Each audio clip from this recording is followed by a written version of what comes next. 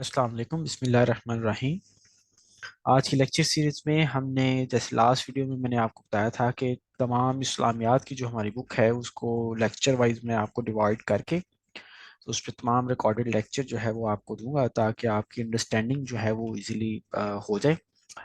اس پوری بک کو ہم کچھ چیپٹر میں ڈیوائڈ کریں گے، ٹاپکس میں ان کو ڈیٹیل سے ہم انشاءاللہ ایکسپلین کریں گے تاکہ آپ جب لیکچر کو سنیں گے ہی تو آپ کا جو ہے وہ پڑھنے کی بھی اتنی زیادہ ضرورت نہیں پڑے گی۔ اس میں جو پہلا ٹاپک ہے وہ آتا ہے چیپٹر نمبر 1 جو اس میں نے بنا کے دیا ہوا ہے، وہ ہے انبیاء کرام کا۔ لیکن میں سٹارٹ کر رہا ہوں چیپٹر نمبر 2 سے، سیرت النبی صلی اللہ علیہ وسلم سے، تاکہ اس میں انڈرسٹینڈنگ جو آپ کی ہے وہ جلدی ذرا ڈیولپ ہو جاتی ہے جی۔ اس سیرت النبی صلی اللہ علیہ وسلم کے ٹاپک کو ڈفرینٹ پارٹس میں ڈیوائڈ کیا گیا ہے میں نے، جیسے سب سے پہلے پیدائش سے بعثت تک، یعنی حضور صلی اللہ علیہ وسلم کی ولادت باسعادت سے 40 سال کی عمر بھر تک جو ہے وہ اس میں ہوگا، ہمارا ٹاپک ہوں گے۔ تو اس سے پہلے ولادت باسعادت سے پہلے ہم دیکھ لیتے ہیں کہ حضور صلی اللہ علیہ وسلم کی مکہ میں پیدائش سے ولادت باسعادت سے پہلے عرب کی کیا صورتحال تھی، تاکہ ہمیں پتہ چل جائے کہ عرب کیا تھا، اس میں کیا کیا معاملات تھے، تاکہ ہمیں پھر آنے والے جو واقعات ہیں ان کی انڈرسٹینڈنگ جو ہے وہ ڈیولپ ہو جائے۔ عرب بیسیکلی آج بھی اگر آپ میپ دیکھیں نا تو یہ عربین پینسویلا ہے۔ پینسویلا بیسیکلی اس کو کہتے ہیں جس کے 3 طرف جو ہے وہ پانی لگتا ہے۔ یوں یہاں پہ آج بھی اگر آپ سعودی عربیہ کا میپ دیکھیں تو یہاں پہ آپ کو ریڈ سی ملتا ہے، بحر کلزوم، یہاں پر آپ کو پرشین گلف ملتا ہے، اور یہاں پر gulf of Oman, gulf of Aden جو ہیں وہ یہاں پر لگتے ہیں۔ تو یہ عرب جو تھا وہ ایک، جیسے عرب کا لغوی مطلب ہی کیا ہوتا ہے، صحرا اور بے آبو گیا زمین۔ تو عرب اس وقت جو تھا وہ 2 سپر پاور، یعنی یہ پرشین امپائر اور ایک یہاں پر شام، یعنی یہ سارا جو علاقہ تھا یہ تھا رومن امپائر، جس کو آج بیزنٹین امپائر بھی کہا جاتا تھا، جس کا کیپٹل یہ شام ہوا کرتا تھا۔ تو سمجھ لیں کہ یہ عرب نما جزیرہ نما جو ایک تھا، عرب صحرا جو تھا، وہ 2 مین سپر پاور، جو اس وقت کی 2 سپر پاور تھی، پرشین امپائر، رومن امپائر، ان کے درمیان ایک بے وقت سا ایک جگہ تھی جہاں پر نہ پانی تھا نہ کچھ تھا۔ ان کے لیے یہ اس صحرا کی کوئی اتنی امپورٹنس نہیں تھی، ورنہ ان کے لیے اس کو فتح کرنا کوئی بڑا کام نہیں تھا۔ تو یعنی اس وقت کا جو عرب تھا وہ 2 مین سپر پاورز کے درمیان میں تھا۔ تو اس عرب میں جو تھی وہ ڈیفرنٹ قومیں آباد تھی، جنہیں عرب باحدہ، عرب عربہ، عرب مستعربہ کہا جاتا ہے۔ باقی جو دونوں قومیں ہیں باحدہ اور عربہ، ان کے تو جو ہے وہ ختم ہو چکی ہیں۔ جو ہمارا جو تعلق جس ہے وہ ہے عرب مستعربہ، جن کا تعلق حضرت اسماعیل علیہ السلام کی نسل سے ہے، اور انہیں ہی ادنی عرب کہا جاتا ہے۔ یہ عرب مستعربہ قوم جو تھی وہ ان کا جو سٹارٹ ہے وہ حضرت ابراہیم علیہ السلام سے سٹارٹ ہوتا ہے۔ حضرت ابراہیم عراق کے شہر ار میں پیدا ہوئے تھے، وہیں پہ رہتے تھے، ہجرت کرتے تھے اور جگہ جگہ آپ تبلیغ کرتے تھے۔ تو فلسطین میں بھی آپ نے اس کو ہجرت کا مرکز بنایا، پھر وہاں سے آپ مصر بھی گئے ایک دفعہ۔ تو مصر میں جب آپ گئے تو ایک دفعہ آپ فرعون کے دربار میں بھی گئے۔ تو آپ کی بیوی تھی حضرت سارہ، تو فرعون نے جب حضرت سارہ کو دیکھا تو برے ارادے سے ان کو دربار میں بلایا، لیکن اللہ تعالیٰ نے حضرت سارہ کو ان کی بری نیت سے محفوظ رکھا۔ وہ جب بھی آپ کے پاس جاتا تو وہ ہاتھ پاؤں مارنے لگ جاتا۔ وہ سمجھ گیا کہ یہ کوئی اللہ کی خاص بندی ہیں۔ وہ ان سے اس قدر متاثر ہوا تو انہوں نے کیا کیا کہ حضرت حاجرہ جو تھیں وہ حضرت سارہ کو لونڈی کے طور پر انہیں دے دیا۔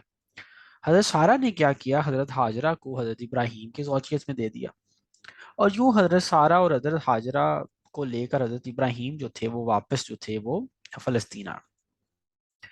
پھر فلسطین میں حضرت ابراہیم کے بطن سے حضرت اسماعیل علیہ السلام پیدا ہوئے، اور پھر اس کے بعد معاملہ کچھ یوں ہوا، حضرت سارہ جو تھی وہ بانجھ تھی، تو انہیں یہ بات جو تھی وہ گوارا نہ ہوئی۔ تو انہوں نے کیا کیا کہ آپ کو حضرت ابراہیم کو کہا کہ آپ حضرت حاجرہ کو اور حضرت اسماعیل کو کہیں دور چھوڑیں۔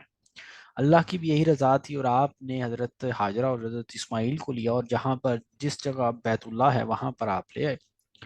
یہاں پر نہ کوئی مکہ میں نہ کوئی پانی تھا، نہ آدم نہ کوئی آدم زاد۔ ایک توشہ خانہ آپ نے ساتھ رکھا، اور کھجوریں اور مشکیزیں میں پانی رکھا، اور وہیں پہ چھوڑ کے آپ فلسطین چلے گئے۔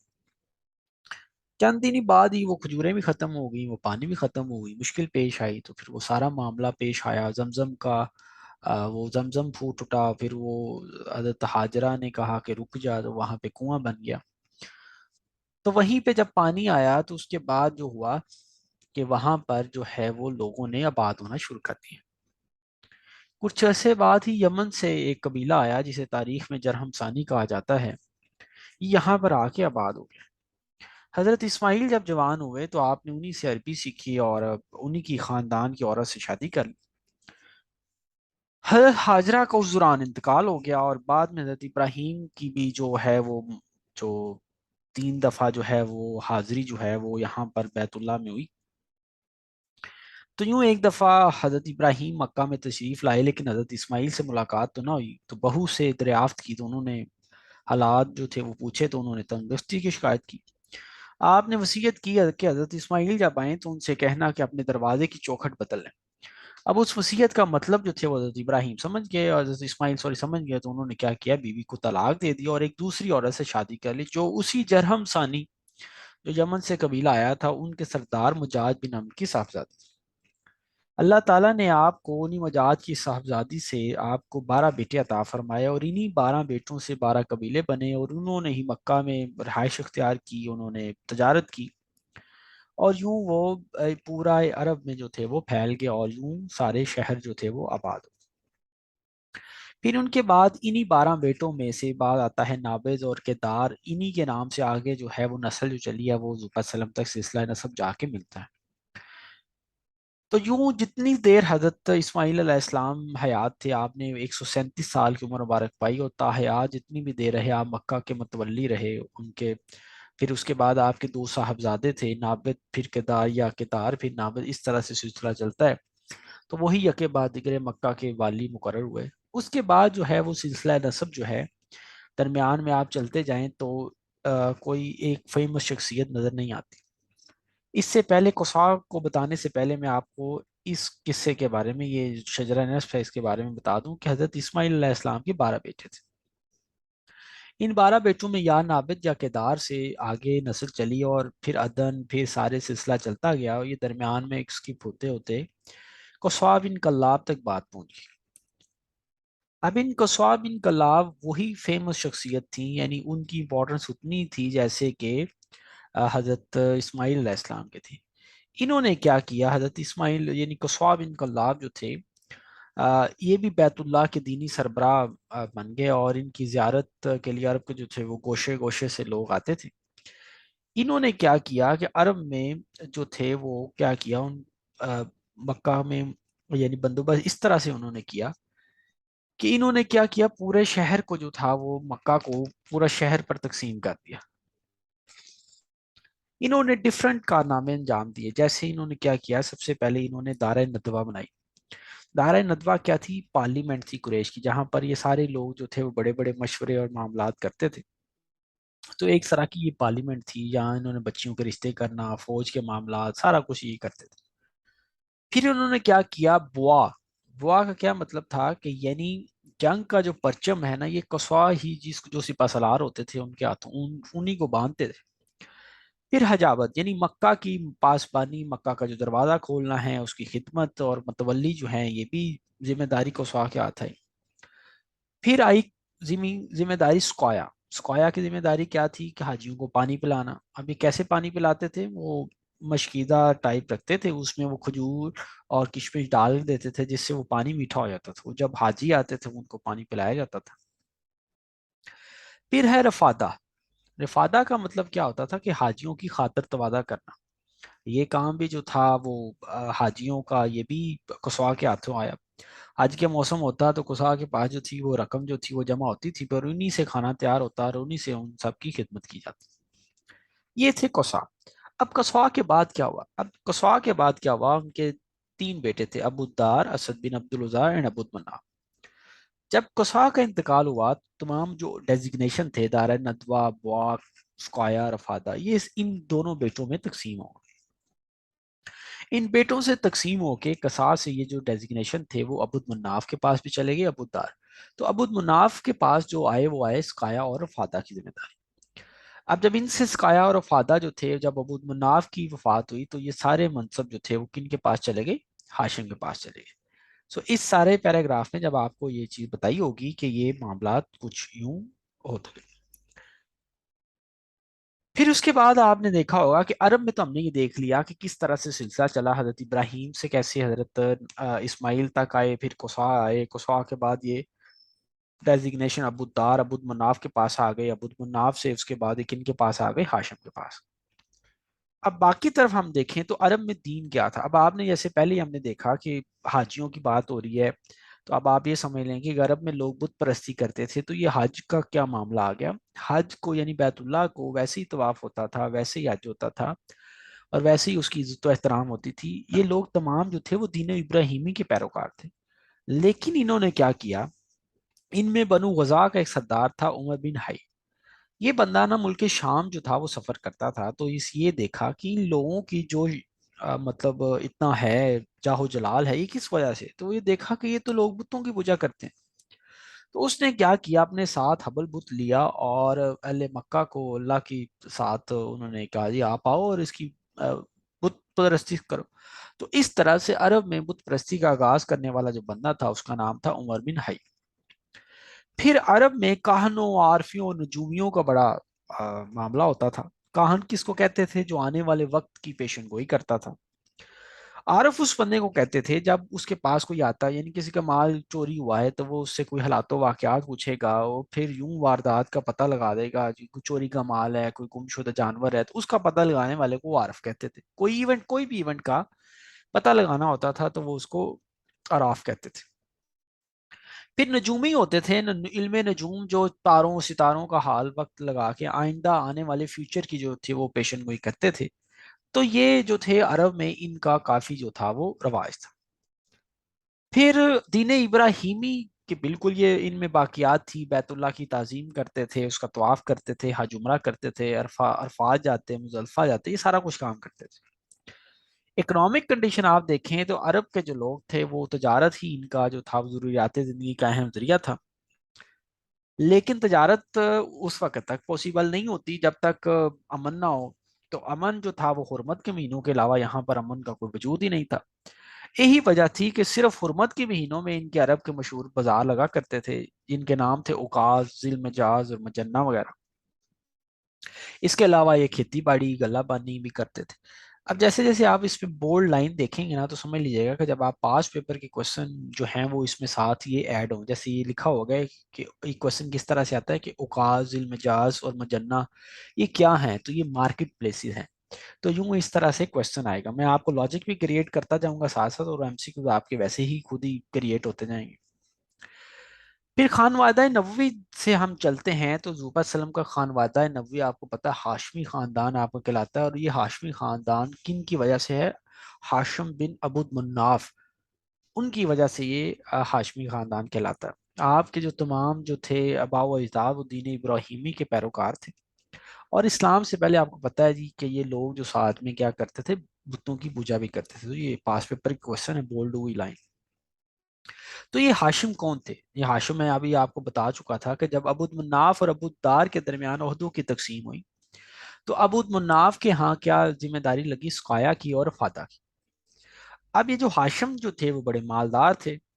تو یہ ہاشم جو تھے پہلی دفعہ مکہ میں روٹی کھلانے کا جو سسٹم جو تھا وہ انہوں نے شروع کیا. اصل نام ان کا امر تھا، لیکن انہوں نے کیا کیا، روٹی آفر کی حاجیوں کو. تو وہ شوربے میں روٹی آفر، یعنی جیسے حضور صلی اللہ علیہ وسلم کی سنت ہے نا، وہ یوں روٹی توڑ کے شوربے میں ڈبو کے آپ کو کھانے کی جو سنت ہے وہ انہی سے چلتی آئے.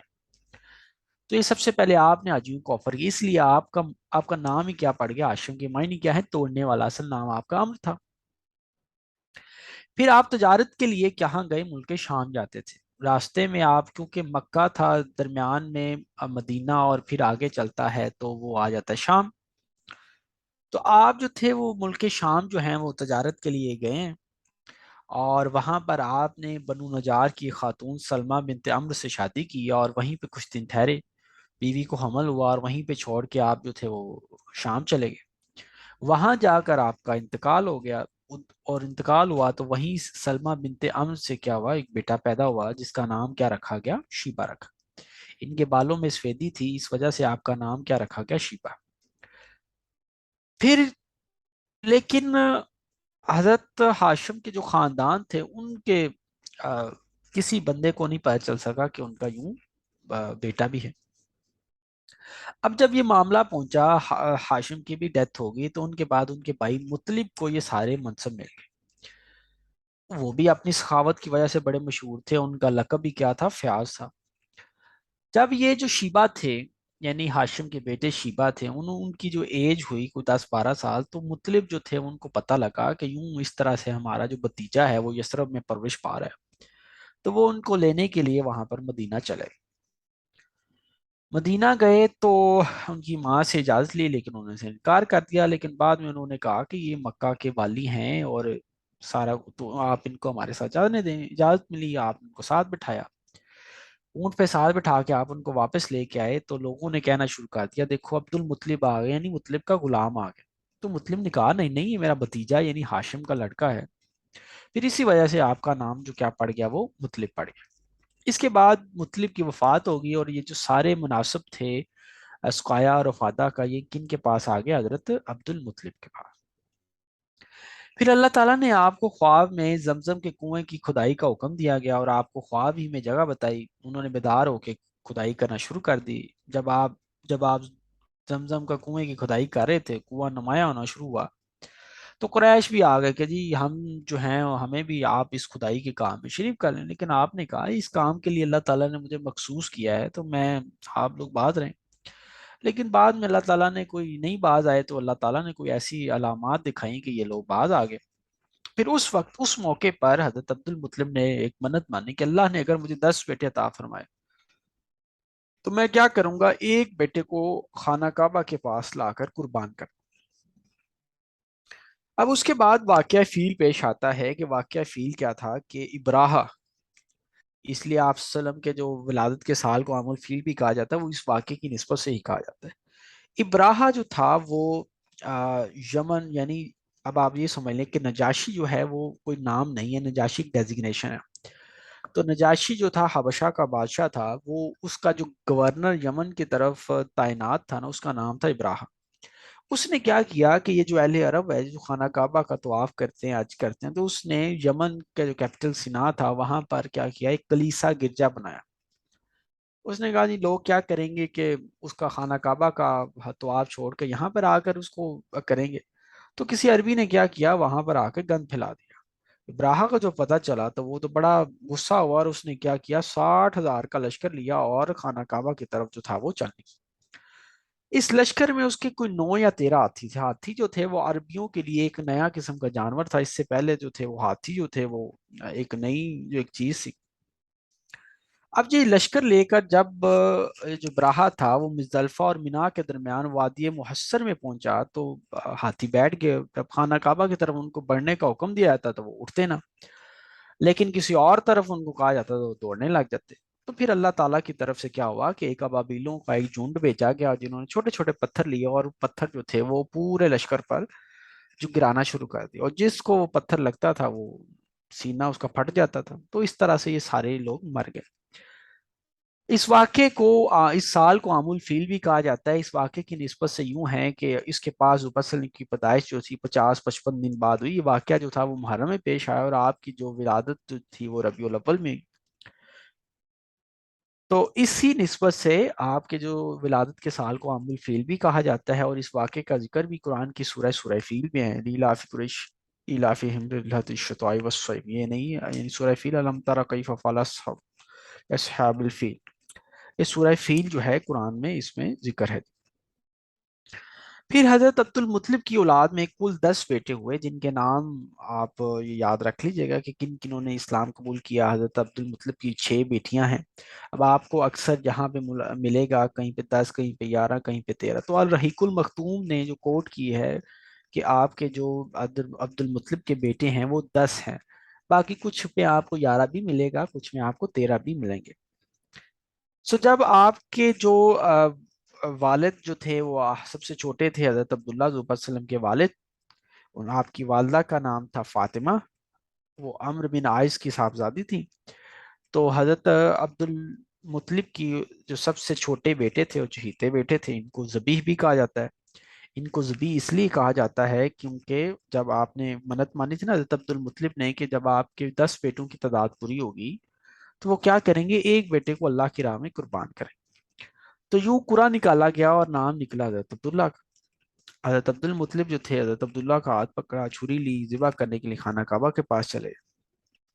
تو آپ کے جو بھائی جو تھے وہ بھی آڑے آ گئے، آپ کے ننیال والے بھی آڑے آ گئے، انہوں نے کہا جی ہم تو ان کو نہیں کچھ ہونے دیں گے۔ تو انہوں نے کہا پھر میں کیا کروں، اپنی منت کا کیا کروں؟ تو انہوں نے کہا آپ کسی عرافہ خاتون کے پاس چلے جائیں۔ اس خاتون کے پاس گئے تو انہوں نے کیا کیا، اس نے کہا کہ آپ یوں کریں، آپ یوں قرآن نکالیں کہ آپ 10 اونٹ ایک طرف رکھیں اور ایک طرف نام رکھیں حضرت عبداللہ کا، اور قرآن نکالتے جائیں۔ تو پہلا قرآن نکالا، نام نکلا حضرت عبداللہ کا، تو یوں 10 اونٹ بڑھاتے جائیں۔ تو یوں اونٹ بڑھاتے بڑھاتے جب باری پہنچی 100 اونٹ کی، تو 100 اونٹ پہ جا کے اب قرآن جو نکلا وہ کن کا نکلا، 100 اونٹوں کا۔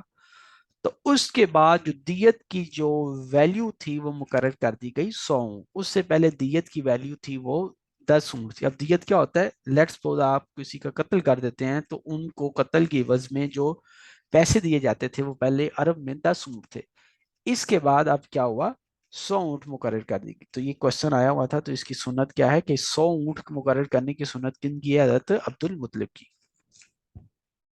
اس لیے آپ صلی اللہ علیہ وسلم فرماتے ہیں کہ بھئی میں 2 ذبیح کی اولاد میں سے ہوں، ایک حضرت اسماعیل اور ایک آپ کے جو والد ہیں، کیا ان کا نام ہے حضرت عبداللہ، ان سے آپ کی وجہ سے آپ کو کہا جاتا ہے کہ آپ 2 ذبیح کی اولاد میں سے ہیں۔ پھر حضرت عبداللہ کی شادی ہوئی، آپ کی شادی حضرت آمنہ سے ہوئی جو وہب بن عبد مناف بن زہرہ کی صاحبزادی تھی۔ سو یوں آپ کے جو والد تھے یعنی حضرت آمنہ کے جو والد تھے بنو زہرہ کے سردار تھے، تو حضرت آمنہ کا تعلق بھی بنو زہرہ سے ہوا، بڑی مالدار خاتون تھی۔ ان کے بعد آپ کی شادی ہو گئی اور آپ جو تھی وہ رخصت ہو کر جو تھی وہ مکہ آ گئی۔ پھر تھوڑے عرصے بعد روایات میں ملتا ہے کہ حضرت عبداللہ کو حضرت عبد المطلب نے کھجوریں لانے بھیجا، یا کچھ کہتے ہیں کہ آپ کو ملک شام تجارت کے لیے آپ گئے، لیکن بہرحال آپ مدینہ گئے اور وہاں پر آپ کا انتقال ہو گیا۔ اس وقت ان کی عمر جو تھی وہ 25 مبارک تھی۔ اب اس میں بھی بعض مورخین کہتے ہیں کہ ابھی حضور صلی اللہ علیہ وسلم پیدا نہیں ہوئے تھے، بعض کہتے ہیں اہل سیرت کہتے ہیں کہ آپ صلی اللہ علیہ وسلم کی پیدائش ان کی وفات سے 2 ماہ بعد ہوئی، اور بعض کہتے ہیں کہ آپ صلی اللہ علیہ وسلم کی پیدائش ان کی وفات کے 6 ماہ بعد ہوئی۔ اب زیادہ جو پیپر میں کوشچن آ رہا ہے نا وہ 6 ماہ بعد والا ہے، باقی بھی لکھ دیا ہے تاکہ آپ کو اس میں پریشانی نہ ہو۔ پھر اس کے بعد حضور صلی اللہ علیہ وسلم کی ولادت باسعادت کا سال آتا ہے۔ اب یہاں سے آگے ہم انشاءاللہ نیکسٹ ویڈیو میں چلیں گے جی، نیکسٹ لیکچر میں ہمارا یہاں سے ہی انشاءاللہ ہم اس کو سٹارٹ کریں گے جی۔